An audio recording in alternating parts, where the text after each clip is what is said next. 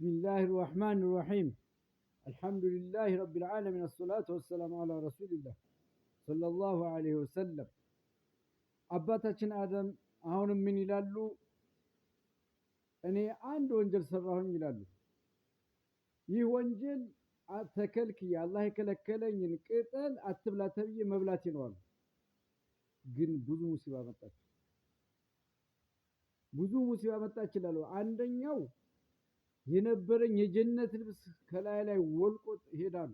እርቃን ቀረሁኝ ይላሉ። ትልቅ ሙሲባ ነበር። በምን? በወንጀል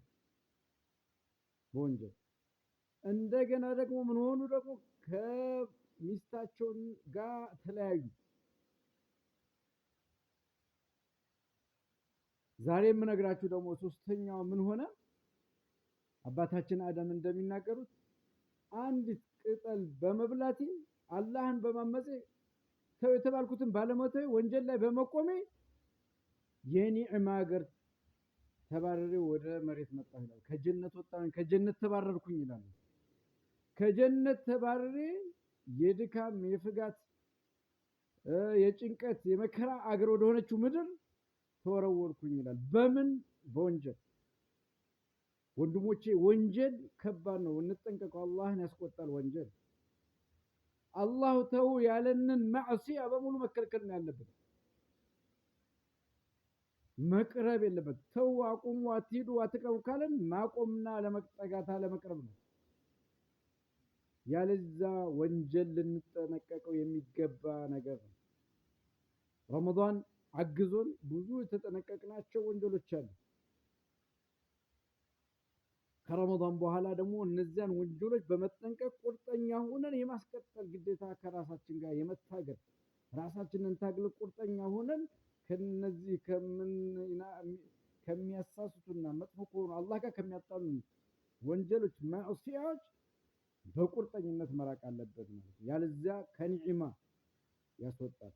ዛሬ ሀብታም ሆነ ትልቅ ኒዕማ ውስጥ ስላለ ለብሳ ስትሄድ ስትንቀሳቀስ አላህ ስለሸሸገን ስለሸፈነን ምንም ላይ መስለን ይችላል። ነገ ግን የመጋለጥ ቀን አለ። ነገ የመከራ ቀን አለ። የውመል ቂያማ አላህ ፊት የመቆም የመመዘን የመጠየቅ ቀን ስላለ ከዛ ቀን በፊት ዛሬ በቁርጠኝነት ረመዳን ጋር አግዞን በነበረን ሐልና አኽላቅ ጸባይ መቀጠል አለብን በቁርጠኝነት ለማለት ነው።